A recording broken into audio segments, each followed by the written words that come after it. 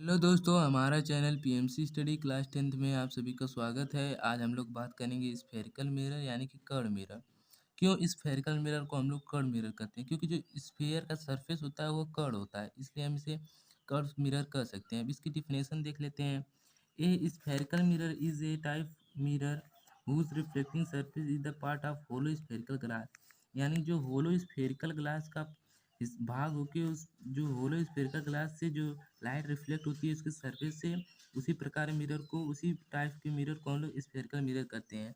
अभी कितने प्रकार के होते हैं चलिए जान लेते हैं। मान लीजिए हम लोग लेते हैं एक स्फेयर। ये क्या है? एक स्फेयर है, ठीक। और इसे हम दो बीच भागों से बांट देते हैं, तो इस साइड को और इस साइड। दोस्तों पहले हम लोग एक में इन साइड यानी कि होलो इन को पॉलिश कर रहे हैं, जैसे प्लेन मिरर को पॉलिश करते थे राइट साइड, वैसे इन साइड पॉलिश करेंगे।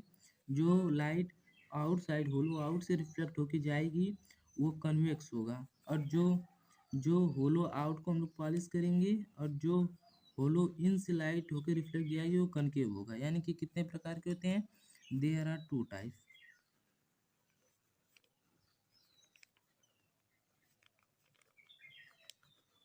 और कौन कौन होते हैं? First convex mirror, second concave mirror. अब चलिए दोस्तों इसकी डिफिनेशन देख लेते हैं। तो अब कन्वेक्स मिरर और कनकेव मिरर की डिफिनेशन देख लेते हैं। एक convex mirror is that spherical mirror in which the reflecting of light take a place at hollow out surface. यानी कि एक कन्वेक्स मिरर एक स्फेरिकल मिरर होता है, और जो इसकी रिफ्लेक्टिंग ऑफ लाइट होती है वो होलो आउट सरफेस यानी बाहरी सतह, होलो खोखले स्फेरिकल सरफेस से बाहरी सतह से होके जाती होती है। और कनकेव मिरर, एक concave mirror is that spherical mirror in which the reflecting of take place at hollow in surface। यानी कि कनकेव मिरर एक ये भी एक स्फेरिकल मिरर है, जो इसमें रिफ्लेक्टिंग ऑफ लाइट होती है वो होलो इन यानी खोखले ग्लास के यानी कि स्फेरिकल के अंदर यानी कि अंदर वाले भाग से होती है। अब चलिए जान लेते हैं कि एक स्फेरिकल में क्या क्या होता है। दोस्तों ये एक स्फेरिकल मिरर है। अब चलिए हम इसे जानते हैं इसमें क्या क्या होता है। यानी कि जो यहाँ पे है ये सेंटर किसका है? स्फेरिकल का है। और हम इसे एक एक कर्व में भाग में बांट देते हैं। यानी कि जो हमारा इसे पॉलिश करेंगे तो ये हमारा एक कर्व कर्व वाला हो जाए, इसे हम लोग कहते हैं कर्वेचर। यानी कि किसका भाग है? कर्वेचर किसका भाग है? कर्वेचर स्फेरिकल का भाग है। तो यानी जो स्फेरिकल का सेंटर है वही कर्वेचर का भी सेंटर होगा। यानी कि क्या हो गया? Centre of curvature. और ये सेंटर ऑफ कर्वेचर हो गया। और जो स्फेरिकल का रेडियस है वो किसका रेडियस होगा? रेडियस ऑफ कर्वेचर का होगा। यानी कि क्या हो गया? Radius of curvature. और एक एम एन क्या है? एम एन एक मिरर है। कौन मिरर है? एक। और जो मिरर के बीचों बीच पड़ता है उसे हम लोग क्या कहेंगे? पोल कहेंगे। और जो पोल और सेंटर ऑफ कर्वेचर के बीच में पड़ता है उसे हम लोग फोकस कहेंगे। और जो फोकस और पोल की दूरी रहती है उसे हम फोकल लेंथ कहेंगे।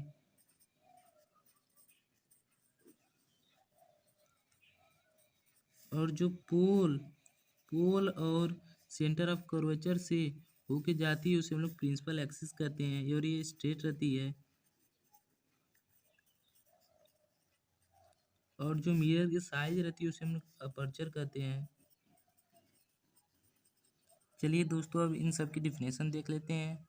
चलिए अब दोस्तों इन सब की डिफिनेशन देख लेते हैं। तो पहले हम लोग बात किए थे सेंटर ऑफ कर्वेचर की। तो ये होता क्या है? The centre of curvature is a point that is the centre of sphere of which is the mirror is A part. यानी कि जो सेंटर ऑफ कर्वेचर है एक ऐसा बिंदु है जो सेंटर किसका हो? स्फीयर का। और ये किसका भाग है? मिरर का भाग। यानी जो सेंटर ऑफ कर्वेचर है वही सेंटर किसका है? स्फीयर का। और ये मिरर का भाग है। और रेडियस ऑफ कर्वेचर क्या है? The radius of curvature is the radius of sphere of which the mirror is A part. यानी जो रेडियस ऑफ कर्वेचर है ये भी रेडियस किसका है? स्फीयर का। और ये किसका भाग है? मिरर का। अब पोल क्या है? The centre of spherical mirror is called pole. जो स्फेरिकल मिरर के बीचों बीच यानी कि सेंटर आता है यानी कि मिड पॉइंट आता है उसे हम लोग पोल कहते हैं। विच is denoted by capital F, capital P. इसे हम लोग किससे डिनोट करेंगे? कैपिटल पी से डिनोट करेंगे। चलिए फोकस की डिफिनेशन देख लेते हैं, फोकल लेंथ की और प्रिंसिपल एक्सिस की और अपर्चर की। चलिए दोस्तों फोकस की डिफिनेशन देखते हैं। The mid point of between the pole and centre of curvature is called focus, denoted by capital F. जो मिड पॉइंट हो किसका? पोल और सेंटर के बीच का जो मिड पॉइंट हो उसे हम लोग फोकस कहते हैं और इसे हम डिनोट कैसे करेंगे? कैपिटल एफ से। अब फोकल लेंथ क्या होता है? The distance between pole and focus is called focal length which is denoted by small f. जो दूरी हो किसके किसके बीच की? पोल और फोकस के बीच की हो इसे हम लोग फोकल लेंथ कहेंगे और इसे डिनोट करेंगे स्मॉल एफ से। अब प्रिंसिपल एक्सिस क्या आती है? The principal axis is a straight line passing through the pole and centre of curvature is called principal axis. Principal axis जो है ये सीधी रेखा होती है और ये पोल और सेंटर ऑफ कर्वेचर से गुजरती है, इसे हम लोग प्रिंसिपल एक्सिस कहते हैं। अपर्चर क्या होता है? That portion of a mirror from which the reflection of light take place is called aperture of the mirror.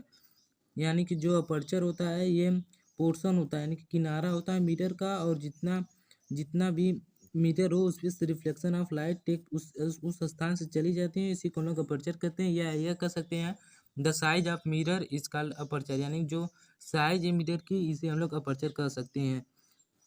तो अब कन्वेक्स मिरर में देख लेते हैं कहाँ पे पोल रहता है, फोकस रहता है, सेंटर रहता है, प्रिंसिपल एक्सिस क्या होती है। तो देखिए कन्वेक्स मिरर में जो पोल और सेंटर से जाती है उसे हम लोग प्रिंसिपल एक्सिस कहते हैं, और पोल इस कन्वेक्स मिरर का मिड पॉइंट है, और सेंटर और पोल के बीच में हमारा फोकस आता है, और फोकस और पोल की डिस्टेंस को हम फोकल लेंथ कहते हैं। चलिए अब कॉन्केव मिरर की देखते हैं इसमें क्या क्या है। कन्वेक्स मिरर, कन्वेक्स मिरर में चलिए दोस्तों अब देख लेते हैं पोल, फोकस और सेंटर ऑफ कर्वेचर ये सब किधर रहता है। यानी कि जो कन्वेक्स मिरर रहेगा इसमें बाईं साइड रहेगा सब चीज़, और कनकेव में सब चीज़ दाईं साइड रहेगा। तो जो स्फेरिकल के मिड पॉइंट रहेगा उसे हम लोग पोल कहते हैं, और जो सेंटर ऑफ स्फेयर रहता है वही सेंटर ऑफ कर्वेचर रहता है, और जो पोल और सेंटर से जाती है उसे हम लोग प्रिंसिपल एक्सिस कहते हैं, और पोल और जो सेंटर के बीच में मिड पॉइंट रहता है उसे हम लोग फोकस कहते हैं, और जो फोकस और पोल की डिस्टेंस होती है हम लोग फोकल लेंथ कहते हैं। चलिए दोस्तों अब लोग principal focus and focal length of a concave mirror में देख लेते हैं। हम लोग एक कनकेव मिरर लिए हैं और एक स्ट्रेट लाइन है जो है प्रिंसिपल एक्सिस है, और हम लोग इस पे इंसिडेंट रे गिरा रहे हैं किसके पैरेलल?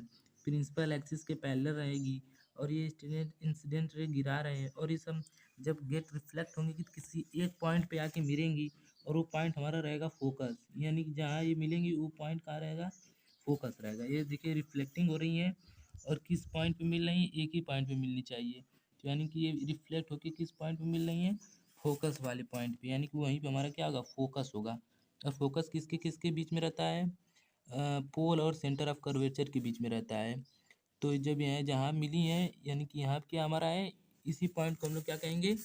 इस पॉइंट को हम लोग फोकस कहेंगे। और जो पोल और फोकस की दूरी रहती है इसको क्या कहते हैं? फोकल लेंथ कहते हैं। तो हम एक कनकेव मिरर का एग्जांपल लिए हैं, जैसे कि हम लोग सन है और धरती पे हम लोग एक क्या रख दे रहे हैं? कनकेव मिरर रख दे रहे हैं। तो जो उसकी लाइट आएगी वो कनकेव मिरर से रिफ्लेक्ट होकर किसी एक पॉइंट पे जाके मिलेंगी, और जिस पॉइंट पे मिलेंगी वहाँ पे हम लोग सीट पेपर रख देंगे, तो वहाँ पे हम लोग को एक रियल इमेज ऑफ सन की बहुत छोटी दिखती मिलेगी, यानी कि कनकेव मिरर में रियल इमेज बनती है। चलिए अब हम लोग कन्वेक्स मिरर के बारे में जान लेते हैं। Principal focus of a convex mirror. तो हम लोग दोस्तों एक कन्वेक्स मिरर लिए हैं एमियन, और एक स्ट्रेट लाइन है जो है प्रिंसिपल एक्सिस। तो हम लोग इस पे इंसिडेंट रे क्या कर रहे हैं? फॉल कर रहे हैं किस पे? कन्वेक्स मिरर पे। तो जो भी रिफ्लेक्टिंग होगी तो ये फोकस से होके जाएगी, जिससे लगा कि ये हम लोगों को ये रिफ्लेक्ट होके फोकस से आ रही है, और ये हो गया हमारा कन्वेक्स मिरर। दोस्तों अब हम लोग पढ़ेंगे रिफ्लेक्शन बाय कनकेव मिरर, यानी कि कनकेव मिरर से कैसे रिफ्लेक्शन होता है। तो पहला रूल हमारा है incident ray falling on the mirror and parallel to the principal axis get reflected through the focus। अगर इंसिडेंट रे मिरर पे गिरती है तो पैरेलल रहेगी प्रिंसिपल एक्सिस के, और रिफ्लेक्ट होने के बाद वो फोकस से होके जाएगी। चलिए अब इसे हम फिगर में देख लेते हैं। मैं पहले आपको एक बात बता दूं, आप लोग जब 10th क्लास में जाएंगे तो आप एक सर्कल का जब चैप्टर पढ़ेंगे तो उसमें जो ये लाइन खींची इस पॉइंट से अटैच है, इसे हम लोग टेंजेंट कहते हैं। और टेंजेंट पे सेंटर से हमेशा 90 डिग्री बनता है कहीं भी सर्कल का, तो ये भी एक सर्कल ही रहेगा स्फीयर। तो इसमें जो सेंटर है, सेंटर से और इस कहीं इस पॉइंट तक हमारा 90 डिग्री बनेगा, तो ये हमारा नॉर्मल हो गया। तो यानी कि ये जितना होगा इतना ये होगा, यानी कि और हम इसे देख लेते हैं। तो यानी कि इंसिडेंट रे गिरी है किस पे, पैरेलल मिरर पे, और पैरेलल किसके है, प्रिंसिपल एक्सिस के। तो ये किस साइड से होके जा रही है, फोकस से। तो ये हमारा पहला रूल हो गया। अब चलिए हम लोग दूसरा रूल देखते हैं अपना। दूसरा रूल पढ़ेंगे। दूसरा रूल है incident ray falling from the centre of curvature get reflected on the same path. अगर incident ray centre of curvature से होके गिरती है तो उसी पाथ पे रिफ्लेक्ट होगी। चलिए अब लोग हम इसे फिगर में देख लेते हैं। देखिए दोस्तों, हमारा दूसरा रूल यही कह रहा है कि अगर इंसिडेंट रे सेंटर से होके जाएगी, सेंटर ऑफ कर्वेचर से, तो वो रिफ्लेक्ट होकर किस पाथ पे जाएगी, उसी पाथ पे। क्योंकि जो सेंटर से और आता है वो 90 डिग्री रहता है। तो यानी कि जो नॉर्मल हो गया, तो नॉर्मल नॉर्मल पे हमेशा उसी पाथ पे रहता है, क्योंकि वहाँ जीरो एंगल हो जाएगा तो एंगल ऑफ इंसिडेंस उसी पाथ पे जाएगा। अब चलिए हम लोग तीसरा रूल देख लेते हैं अपना। दोस्तों हमारा तीसरा रूल है the incident ray falling from the focus get reflected through the parallel to the principal axis. अगर इंसिडेंट रे फोकस से होके गिर रही है तो रिफ्लेक्ट होके पैरेलल किसके होगी, प्रिंसिपल एक्सिस की होगी। चलिए हम लोग इसे फिगर में देख लेते हैं। देखिए दोस्तों, तीसरा हमारा यही था कि अगर इंसिडेंट रे फोकस से होके जाएगी तो किसके पैरेलल होगी, रिफ्लेक्टेड होने के बाद किसके पैरेलल होगी, प्रिंसिपल एक्सिस की होगी। चलिए हम लोग का चौथा रूल है angle of incidence is equal to the angle of reflection. चलिए अब हम लोग इसे फिगर में देख लेते हैं और हमारा इसी के साथ रिफ्लेक्शन बाय कनकेव मिरर खत्म हो जाएगा और हम लोग पढ़ेंगे इसके बाद रिफ्लेक्शन बाय कन्वेक्स मिरर। दोस्तों देखिए, हमारा चौथा रूल है जो जो पोल पे गिरी है फिर पोल से रिफ्लेक्ट होके सेम एंगल से जा रही है, तो इसी के साथ हमारा चौथा रूल है कि angle of incidence equal to angle of reflection. अब हम लोग पढ़ेंगे रिफ्लेक्शन बाय कनकेव मिरर। तो अब हम पढ़ेंगे rule of reflection by convex mirror. तो पहला रूल हमारा है कि the incident ray which is parallel to the principal axis appear to be come from the focus after reflection. यानी कि हमारा पहला रूल कह रहा है कि जो इंसिडेंट रे पैरेलल है किसके, प्रिंसिपल एक्सिस से, और गिर रही है मिरर पे, और अपीयर यानी कि कम बाय रिफ्लेक्शन होने के बाद ये हमें ऐसी लग रही है कि ये फोकस से होके आ रही है। चलिए हम इसे देख लेते हैं फिगर में। तो ये हमारी इंसिडेंट रे है और गिरी ये मिरर पे, और पैरेलल किसके है, प्रिंसिपल एक्सिस के। फिर रिफ्लेक्ट होके हमारे ये फोकस से होके आ रही है और ये इधर चली जा रही थी। यही हमारा था पहला रूल। अब हम चलेंगे दूसरा रूल देखने। दूसरा रूल दोस्तों, हमारा दूसरा रूल कह रहा है कि अगर इंसिडेंट रे अगर सेंटर ऑफ कर्वेचर के अंदर जाती है तो फिर उसी पाथ पे आ जाती है, क्योंकि हम लोग अभी इसके पहले वाले वीडियो में पढ़े थे क्यों ऐसा होता है। चलिए अब हम लोग इसे लिख के देख लेते हैं। दोस्तों दूसरा रूल हमारा यही है कि the incident ray going toward the centre of curvature get reflected along the same path. अगर incident ray centre of curvature के यहाँ से जाती है तो उसी पाथ पे वापस आ जाती है। और हमारा तीसरा रूल है the incident ray going toward the focus get reflected parallel to the to principal axis. अगर इंसिडेंट रे फोकस से होके जाती है तो वो पैरेलल होगी, रिफ्लेक्ट होने के बाद पैरेलल होगी प्रिंसिपल एक्सिस की। चलिए हम लोग इसे फिगर में ड्रा करके देख लेते हैं। देखिए दोस्तों, हमारा तीसरा रूल यही कह रहा था कि अगर इंसिडेंट रे फोकस से जाएगी तो आफ्टर रिफ्लेक्टिंग वह पैरेलल होगी किसके, प्रिंसिपल एक्सिस के। अब चलिए हमारा आखिरी रूल है चौथा, उसे हम लोग देख लेते हैं। और चौथा रूल ये है कि angle of incidence equal to the angle of reflection. चलिए अब हम इसका फिगर भी ड्रॉ कर लेते हैं और इसे लिख भी लेते हैं। दोस्तों हमारा चौथा रूल है angle of incidence equal to the angle of reflection. यानी जो एंगल इंसिडेंस है उतने ही बराबर एंगल ऑफ रिफ्लेक्शन होगा। चलिए हम लोग इसे फिगर में ड्रा करके देख लेते हैं। तो देखिए चौथा रूल है एंगल ऑफ इंसिडेंस है तो एंगल ऑफ इंसिडेंट गिरी पोल के पॉइंट तक, तो जो एंगल वो है वही एंगल एंगल ऑफ रिफ्लेक्शन है। देखिए यार, इसी के साथ दोस्तों आज हमारा ये स्फेरिकल मिरर का वीडियो समाप्त होती है। तो दोस्तों हमारे चैनल को सब्सक्राइब कर दीजिए और वीडियो को लाइक कीजिए और अधिक से अधिक शेयर कीजिए। अब मिलते हैं अगले वीडियो में।